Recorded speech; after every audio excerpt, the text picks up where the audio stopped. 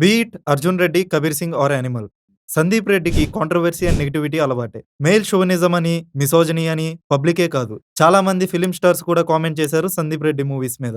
ఇదంతా ఎందుకు చెప్తున్నా అంటే, అదిల్ హుసేన్ అని కబీర్ సింగ్ లో లెక్చర్ క్యారెక్టర్ చేసిన అతను రీసెంట్ గా ఒక పోడ్కాస్ట్ లో ఇలా అన్నారు.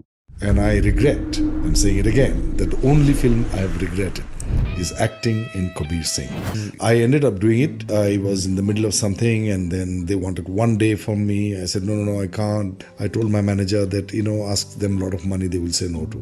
But they agreed. So I went and did it. And I like the scene. The scene I did is a good scene. Yeah. So I thought the film is also going to be good.